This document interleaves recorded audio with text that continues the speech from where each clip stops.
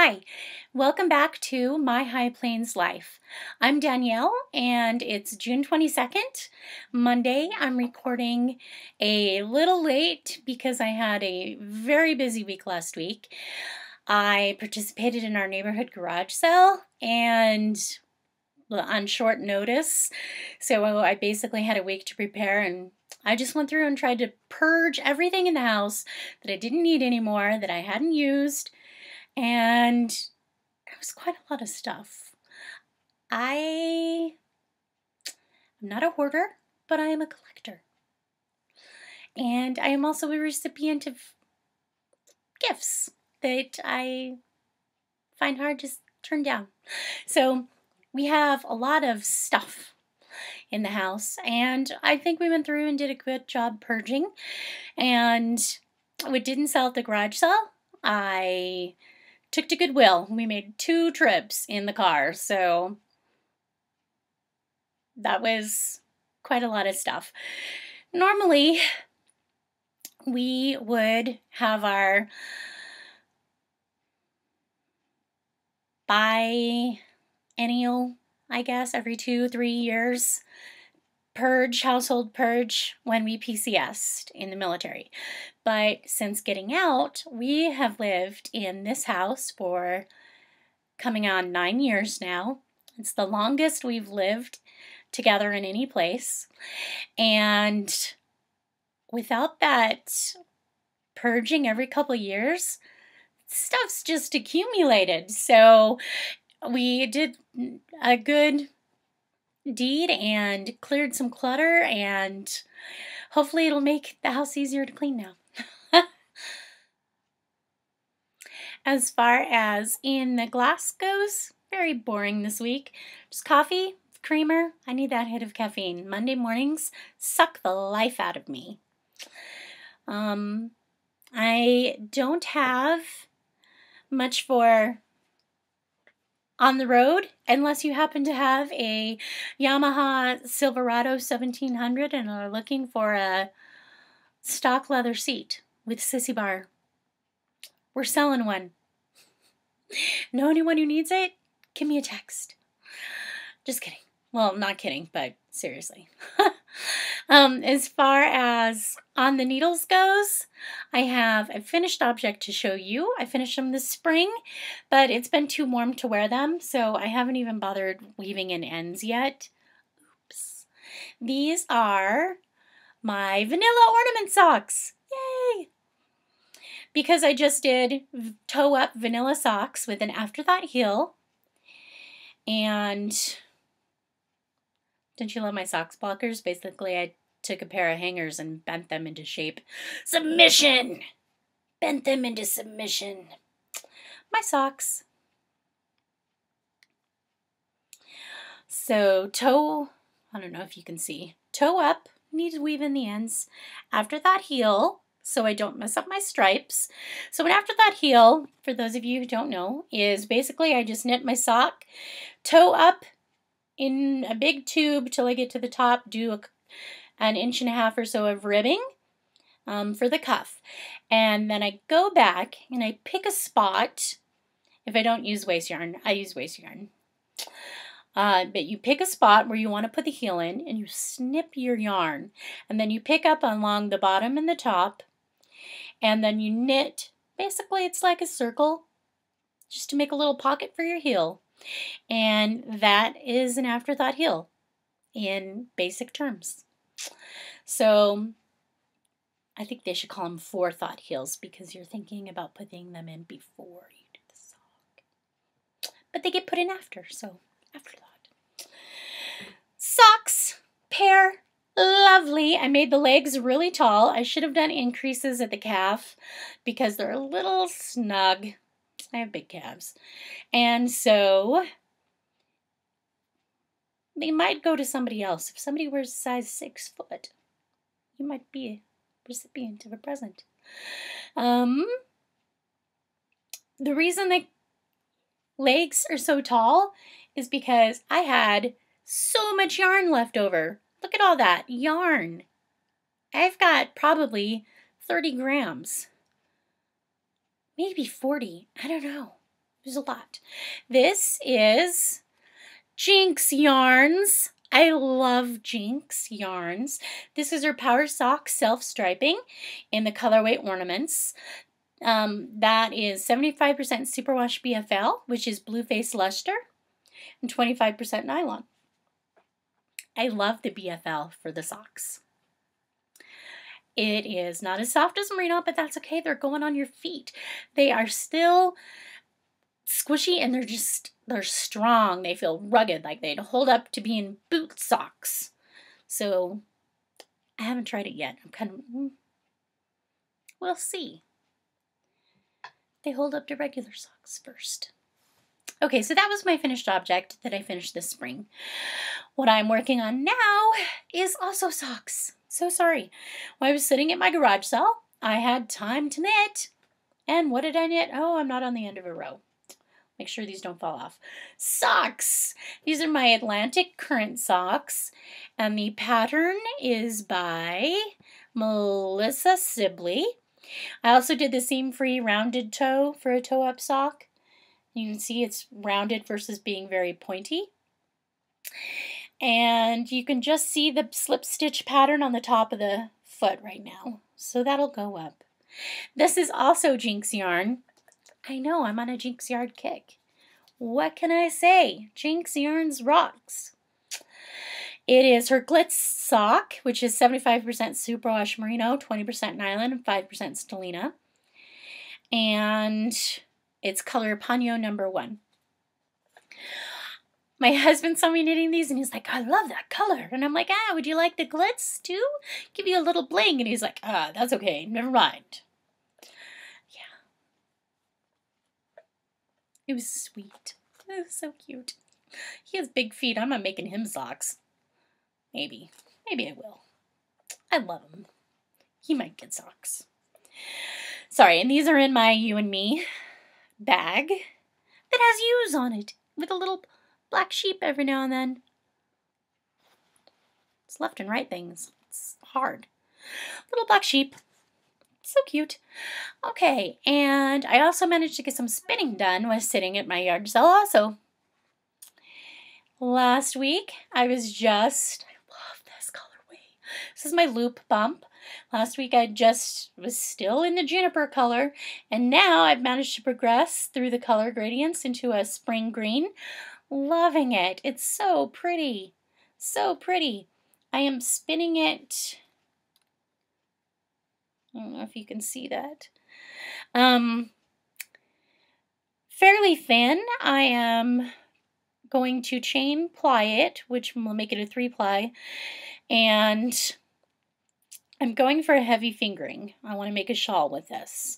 So again, I'm spinning for product. I know what I want in the end, and I'm trying to achieve that.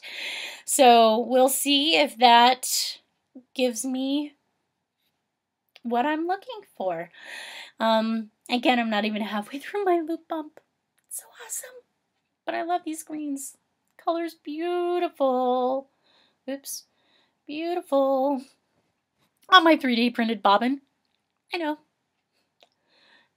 My finished object for spinning is, yes, my lemon scone with cream. Super fine merino. I did the dyeing. I did the dyeing and the spinning for this one. So again, I knew what I wanted. I have a pattern in mind for a cowl that I wanted to do, and it was called, I want to say, the buttercream cowl. I will post a link in the show notes. And I wanted to achieve a similar colorway to what was the test knit pattern for it. And I'm a little brighter than that. It's not as brown. I'm more lemony, which is fine. It was interesting to see how the dyes worked up and the shading and the amount of saturation with the different colors. And so that was interesting. My spinning is much less even. You can see I have some big puffy spots, but as a whole, puffy spot.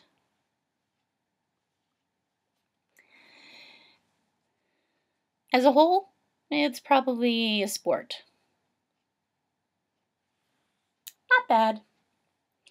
I have one hank and then a little tiny skein because it wouldn't all fit on one bobbin. I have enough yardage to do my cowl, plus some, so I don't know. Maybe it will have a matching hat with it too, but I probably don't have enough for a hat. We'll see. I hate having hand spun left over. When you spin it, you kind of want to use it all. This is so soft and squishy, and it's going to make a lovely cowl next to your neck because it's super fine merino, which means it's a smaller micron count. So it's about 16 to 20 microns.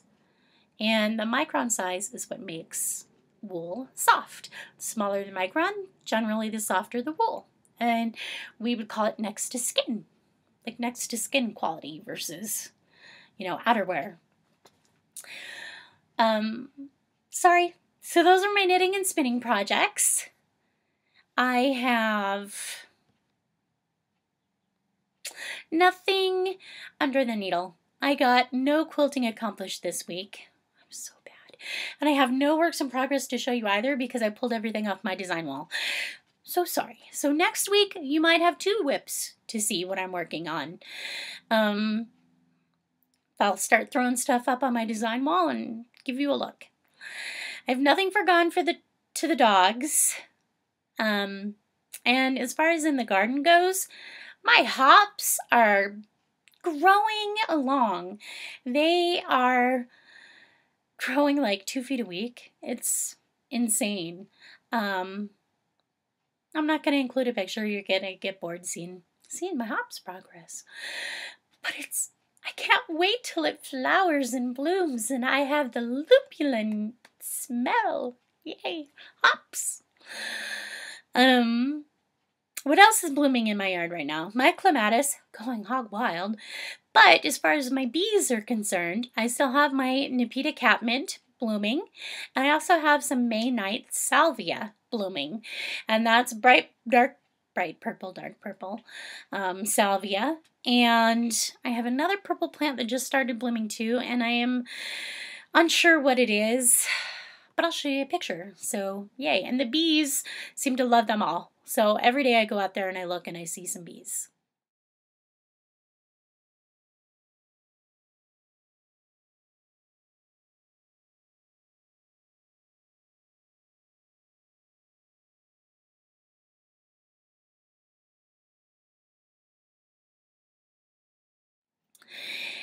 Speaking of bees, as far as in the Beeyard goes, some friends brought over their hive to my Beeyard.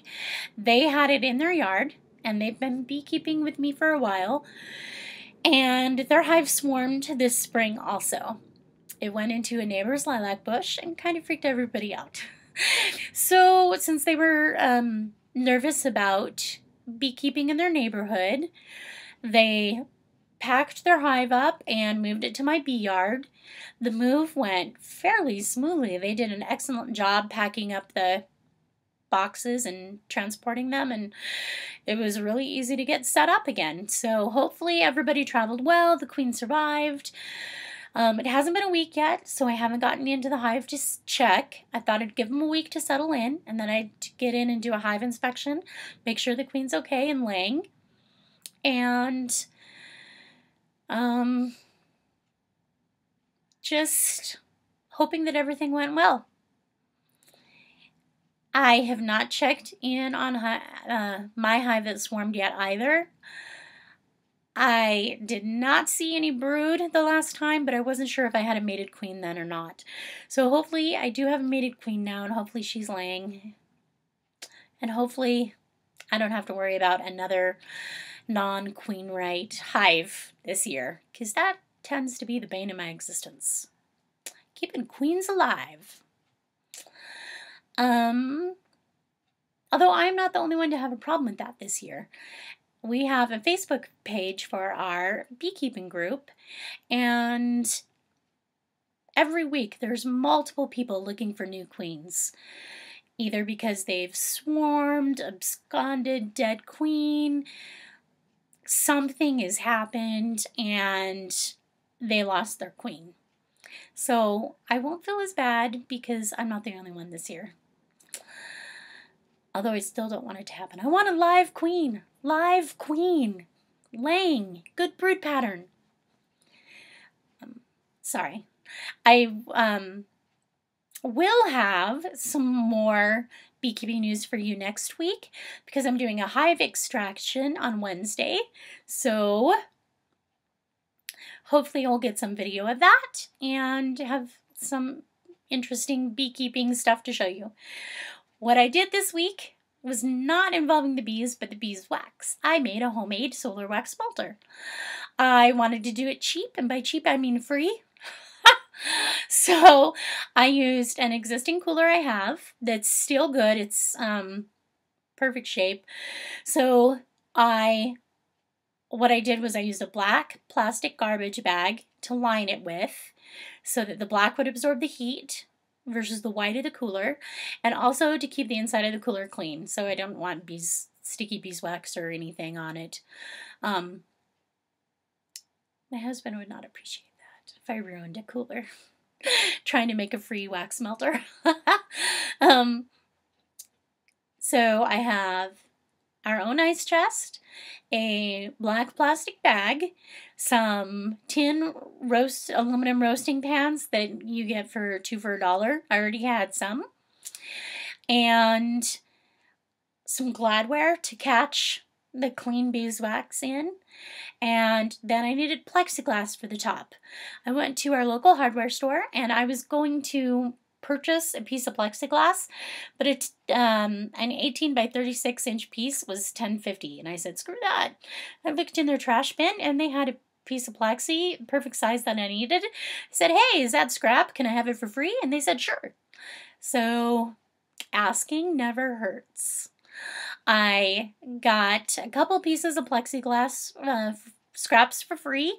One of them happened to fit the top of the cooler perfectly, and so I made my solar wax melter. I have a video of it to show you here.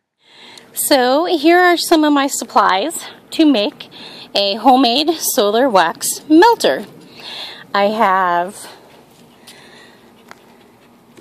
my beeswax. I have 2 little things, and then a bucket full from the cappings when I extracted last year. I have some roasting tins, paper towel, black plastic bag, and some plexiglass that I got for free because it was scrap at my local lumber store. And I'm using my good cooler. Hopefully it works even though the lid is still attached with the hinge, because I don't want to ruin a cooler. If it doesn't work, I'll go buy one of those styrofoam weekend coolers from the Gas and Go. So here goes my attempt at putting it together for a homemade solar wax melter. Okay, so I have my black plastic bag inside my cooler. It doesn't quite fit. I need to tape it up. That'd probably do better. Then I have an aluminum pan turned upside down just to provide some height and tiltage. I have another pan with holes poked in one end with a paper towel to strain the beeswax through. And then I have, underneath that is just a Gladware to catch the clean wax. And my plexiglass is on top. It's right on top. It's not sealed or anything. Hopefully this works. I've set it in the sun, and we'll see if it gets warm enough. Wish me luck. And it did. It worked. Yay, so exciting. I'll have to send this through one more time just to refine it a little extra. But from where I started with, it was all that icky color with the dead bees' legs and propolis and brood comb. Isn't that pretty? Look at the color of that beeswax. beautiful golden yellow. Oh, I lost the sun. Beautiful golden yellow. So pretty. Very excited. Obviously, this isn't like a perfectly shaped thing of beeswax, but that's okay. It's just the first time through the filter, and which is a paper towel. Cheap. So I'll send it through again for the final refining process, and then it will be perfect beeswax. My dad, my uncle, and my brother-in-law will be the recipients of at least a couple ounces each because they use it for reloading. Apparently, beeswax makes a good lubricant for making your own bullets. So hopefully they'll appreciate those little stocking stuffers. And my sister will get some beeswax to use to make a homemade lip balm. So that's what beeswax, if you don't put it back into your hive, you can make your own foundation. I don't have the equipment. Oh well. But if you don't put it back into your own hive, beeswax can be used to make candles, homemade lotions and lip balms, used for reloading purposes, as a lubricant in a lot of things. Windowsills. Awesome.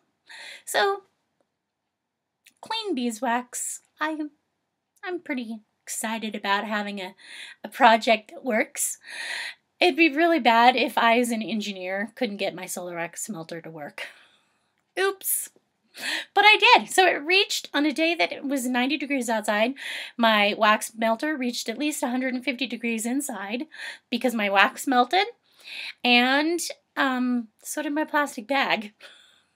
I learned a few things, so next time I'll tape the plastic bag down to the cooler. I didn't want to leave like sticky residue, but it's happening. And I will probably use something to weight the cooler down and add some additional thermal mass. So, like a brick or something. So, a couple bricks. We'll see what I've got free hanging around in my yard. And like I said, I'm just excited that something worked. Yay. As far as off topic, I already told you about the yard sale. Just feels good to purge and clean and declutter and get rid of some stuff. Kept me busy. I've got plans to be busy this next week too. And I'm already feeling tired thinking about all the stuff I have to do. So this last week really took a toll on my stamina. Recovery is difficult sometimes. It's 2 steps forward, 1 step back, or 3 steps back sometimes. And being really busy like I was really hits my stamina and energy level, and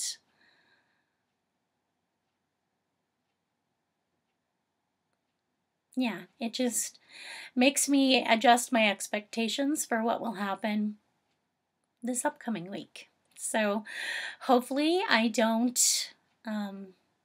just end up sleeping all week on the couch.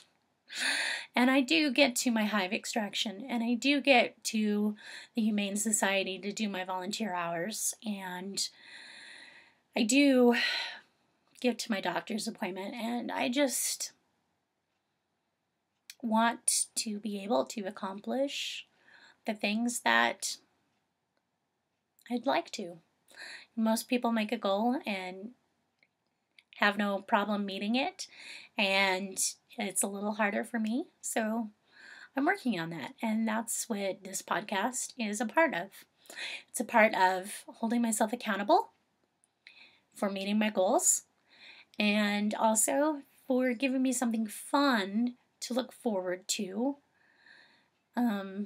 after I accomplish the things that aren't so fun.